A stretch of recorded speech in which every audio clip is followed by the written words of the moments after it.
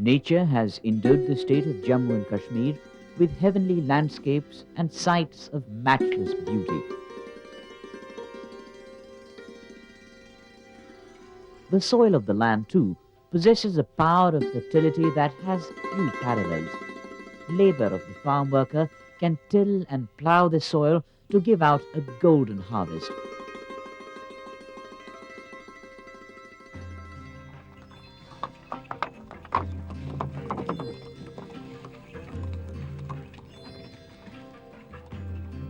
"80% of the state's population lives in villages, and the majority is directly or indirectly associated with agriculture. 30% of the state's population comprises of its workforce, and of them, almost half are employed in this profession.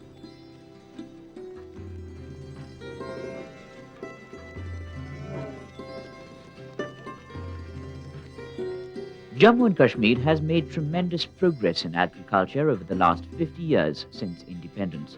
Although self-sufficiency is yet to be achieved, one finds that as much as 40% of the state's domestic produce has come from agriculture and allied sectors.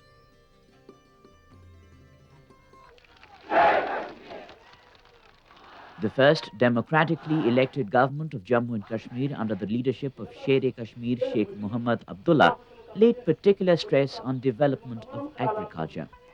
The aim was to provide upliftment to villages which had been neglected for years under British rule and where the largest section of the population lived. The first major step forward in the reforms process was enactment of the Big Landed Estates Abolition Act.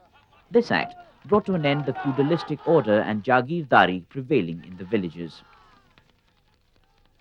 The land reforms were started in our state during 1953 when Sheikh Muhammad Abdullah became the Prime Minister of Jammu and Kashmir. They have fixed the land holdings up to 182 canals. So they abolished the landlordism and thousands of people were benefited by getting land which they were tilling. And after 53 again in 1975 when Sheikh Muhammad Abdullah became Chief Minister of Jammu and Kashmir, again the land ceiling was fixed up to 100 canals, and that is going on till date. The act made thousands of farmers who had till now only ploughed their fields landowners of their respective pieces of land. Farmers who had earlier been exploited could now enjoy the fruits of their labor. जिसके पास ज़्यादा ज़मीन थी जो दूसरे गरीब आदमी का गल्ला ले लेता था, वो उसको देता नहीं था, मुताबिक उसको दे देता था, जो फालतू अपने पास रख लेता था। तो अभी तो चेंज तो है ही, जो अपना काम करेगा, खुद के पास अपनी ज़मीन है, जितना फसल होगा वो उसी का ही होगा, किसी को देना नहीं पड़ेगा। Many poor people who are working as tillers, they became owners of that land. They started cultivating their land with more hard work and they got very good protection and many families become most prosperous and happy. These reforms were later linked to plans and programs wherein greater area could be used for cultivation. With this, greater importance was given to high-yielding varieties, latest technologies, use of fertilizer and irrigation facilities. A Directorate of Command Area was founded. The command area in J&K and especially in Jammu division started in 1972 after the Land Improvement Act was passed. In 1974 also, the act was further amended and the full-scale command area works were undertaken with the land leveling was as first operation. The command started with the construction of Tavi Canal and up to 76 Ravi Canal was also undertaken for construction, and in 87 the complete command area came into existence in Jammu division.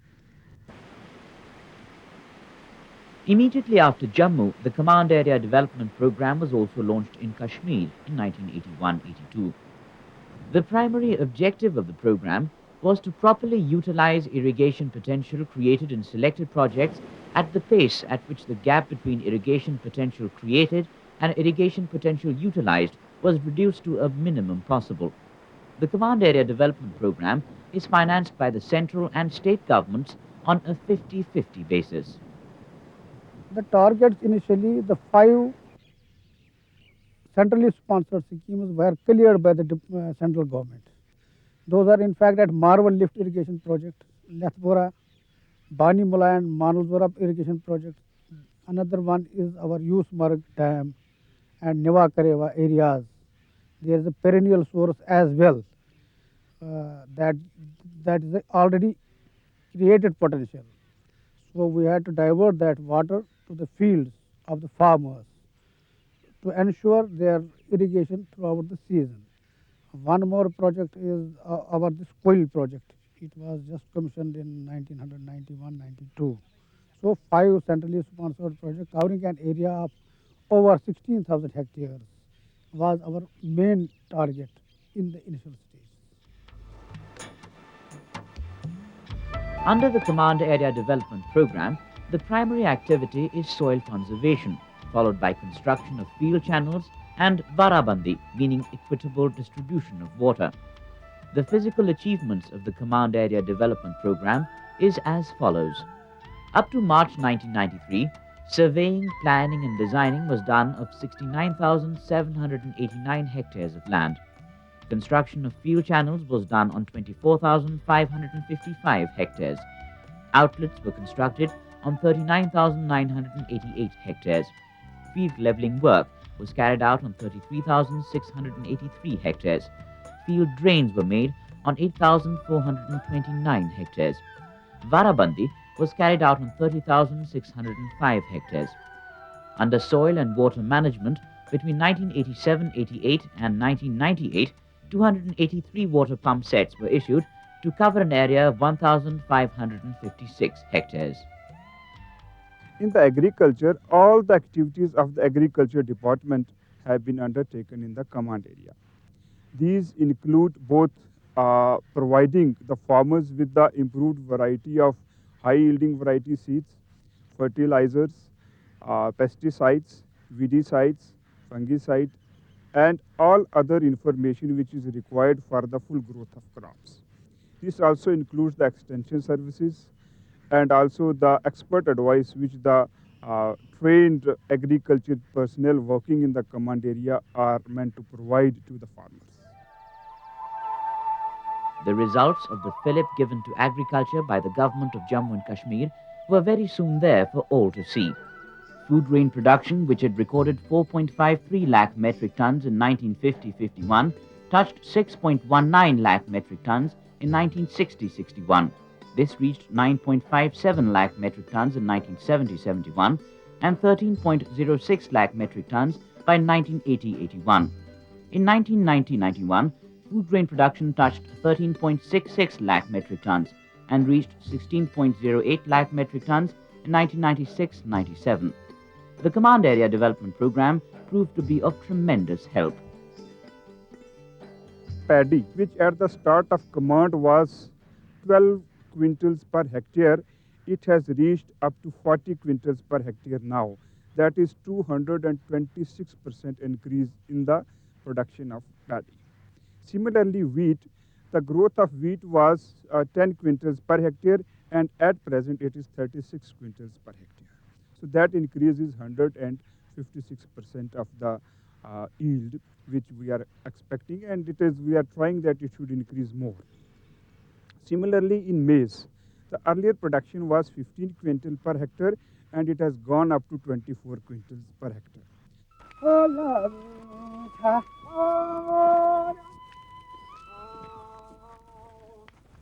The government's priority for the last 50 years has been attainment of self-sufficiency. Measures have been initiated to achieve this target in the minimum possible time. The focus is on increasing productivity in areas of low productivity, especially in crops like wheat, which have tremendous potential to grow in the subtropical climate of Jammu and Kashmir. This is the precise reason for the increasing area under principal crops in Jammu and Kashmir. In 1983-84, area under rice production was 1.1 lakh hectares and under maize production was 1.76 lakh hectares, with 2.05 lakh hectares under wheat.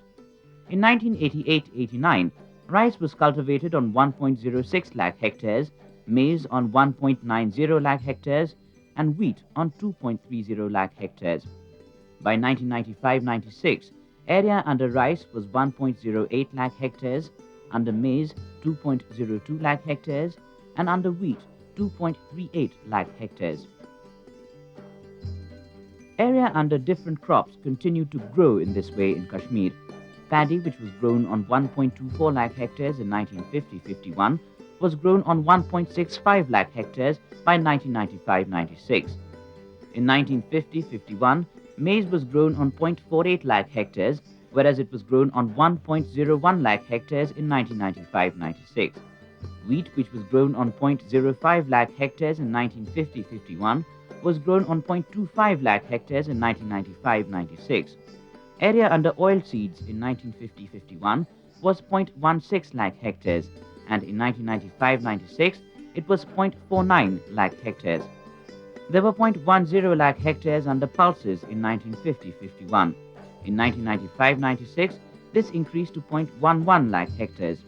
Under vegetables, in 1950-51, area was 0.07 lakh hectares, which had increased to 0.13 lakh hectares by 1995-96.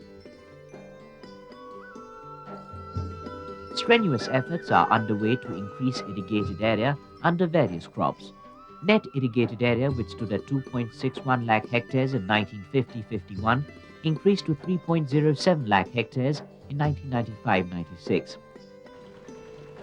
Fertilizers are important components for increasing agricultural production. Farmers are being motivated to use the required dose of fertilizers to improve productivity. Various measures were decided upon to ensure regular and uninterrupted supply of fertilizers. We provide 50% subsidy on fertilizers P and K, so that people use it practically, see the results, and afterwards they adopt the same procedure to get the maximum production. वो तो जो है मुलाजिम है ना, वो बताते हैं भाई खाद इतनी डालो फिर जी मतलब पानी इस टाइम लगाना चाहिए, वो तो जानकारी देते हैं, इधर आते हैं मतलब कैंप लगाते हैं कभी कभी, तो पूरी जानकारी देते हैं, वो तो करते हैं भाई. To improve the lot of the farmers, activities like mushroom cultivation, apiculture, vegetable development, etc. are also being propagated.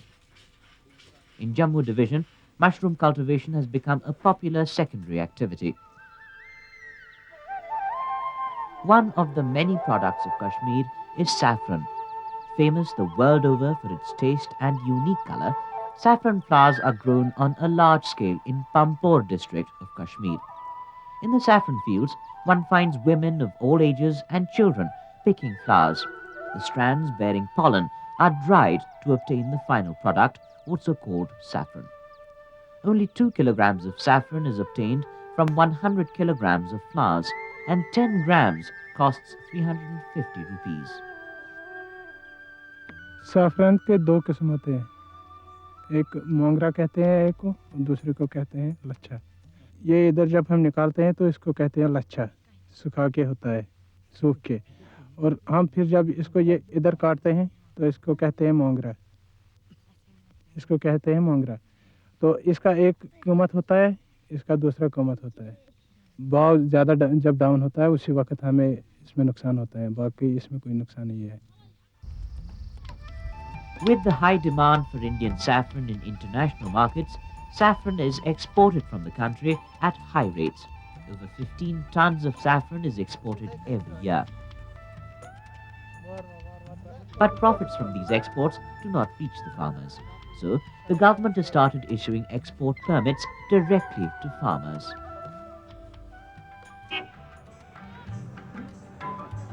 As in the rest of the country, in Jammu and Kashmir also, pressure arising from growth in population is increasing rapidly. And with population pressure, average landholding is fast going down. As a result, in addition to farming, farmers have to work at another job alongside. Many of them have turned to beekeeping. Beekeeping does not require too much time, and in terms of revenue, 100 bee colonies can earn as much as 1 lakh rupees every year.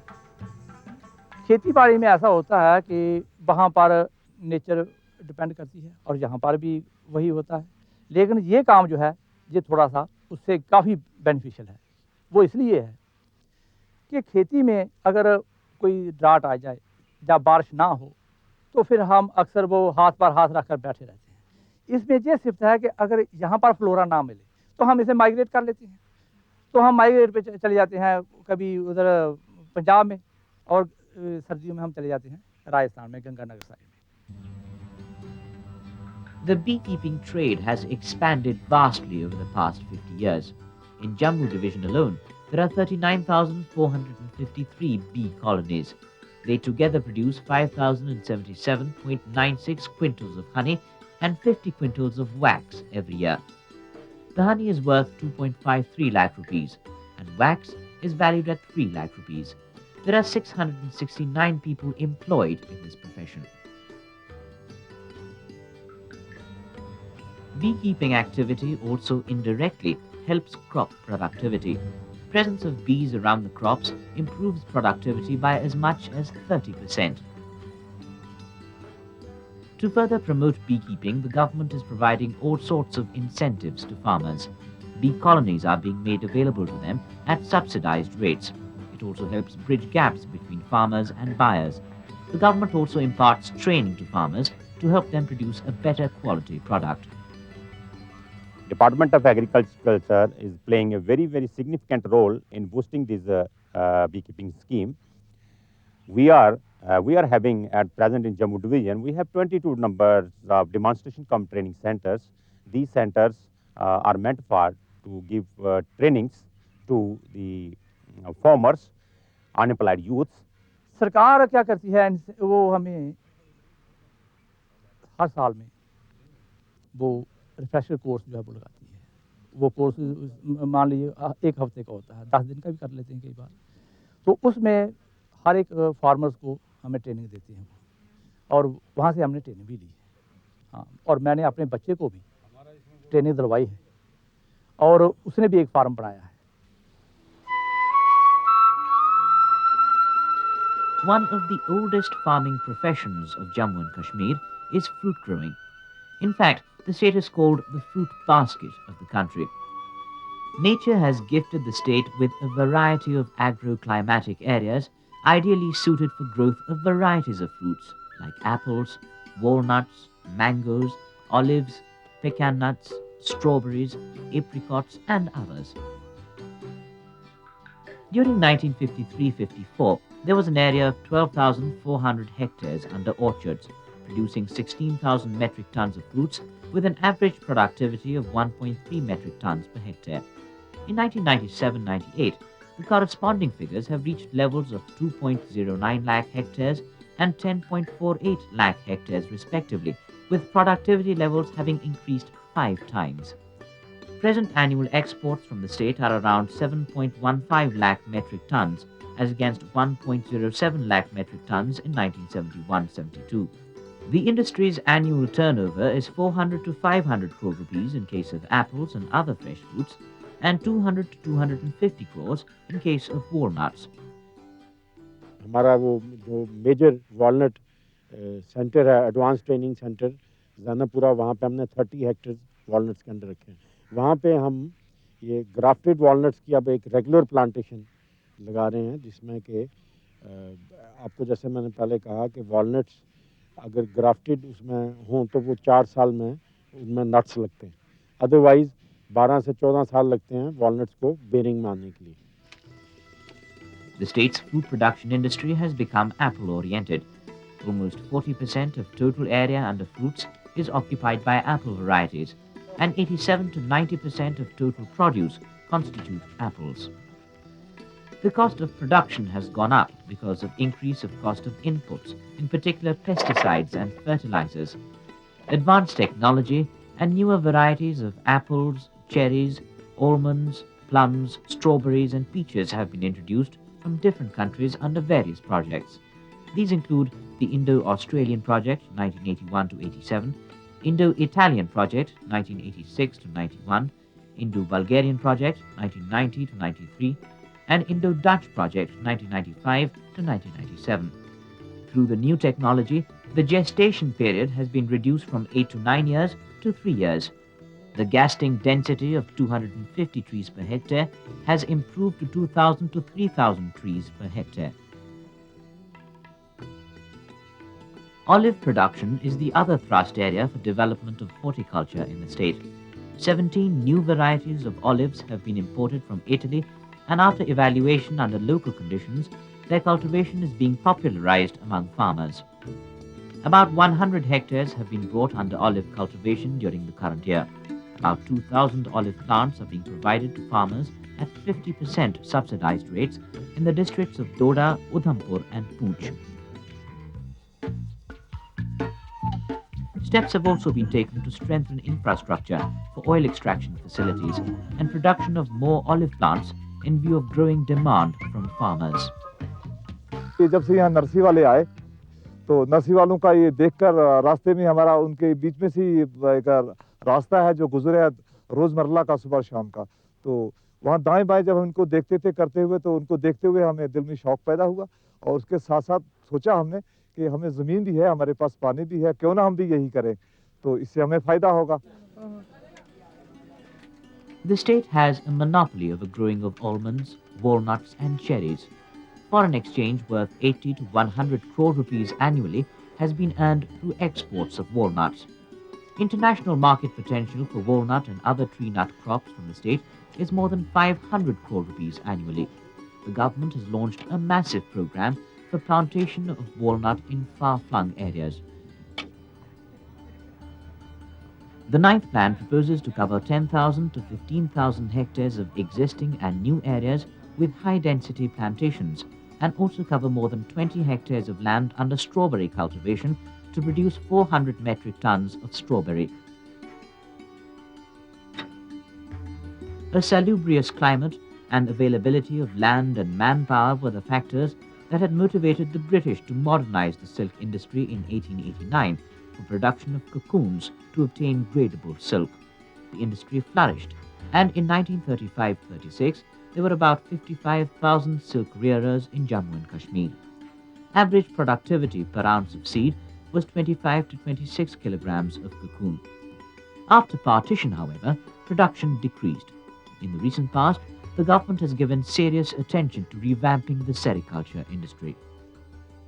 Produce more and more cocoons, increase mulberry wealth, involve more number of the rearers in silkworm rearing, and create marketing facilities also for them, and create all infrastructure so that the cocoons produced in the state are being reeled within the state, where we can again create employment opportunities for the common masses in the state. In view of these measures, the government has enthusiastically taken up many more measures for its revival, and it is hoped that the silk industry will regain its glorious past very soon. During the 8th plan, floriculture has emerged as a sunrise sector for the export market at the national level. The Kashmir Valley has traditionally been a leading source of exotic floriculture products used for commercial purposes. After independence, however, its true potential was not put to proper use. It was in 1968 that the government realized the importance of floriculture in the economy. A separate department, Department of Gardens, Parks and Floriculture, was constituted. Basic aim is to get people involved in it, and so that they could get livelihood from this trade. This is the trade where we can earn foreign exchange. In an attempt to give a boost to commercial floriculture development on scientific lines, a floriculture project has been approved by the FAO, and an allocation of 61 lakh rupees has been made under the 8th plan under central sector schemes. 110 farmers have so far been inducted for commercial floriculture production. In the current year, 20 acres of land has been brought under floriculture, wherein 1,85,000 gladioli, 16,433 lilium and 6,000 Dutch iris bulbs have been issued. The economy of Jammu and Kashmir is almost entirely reliant on its agriculture. The average yield of rice, which was 9.50 quintals per hectare in 1950-51, has increased to 21.02 quintals per hectare in 1990-91, and further to 21.41 quintals per hectare in 1994-95. Same is the case with maize and wheat. The average maize yield has increased from 5.17 quintals per hectare in 1950-51 to 17.64 quintals per hectare in 1994-95. The average yield of wheat also registered considerable increase during the period. It increased to 19.07 quintals per hectare in 1994-95 from 4.50 quintals per hectare in 1950-51. After independence, Kashmir too, like other states, has moved forward along the path of progress, and credit for this must go to the efforts of the government and the hard work and dedication of the people. The day is not far when Jammu and Kashmir will attain self-sufficiency. Although the economic progress of the state faltered during years of militancy, the undefeated efforts of the government have brought it back on its rails. Once again, the agricultural sector is reaching for the skies.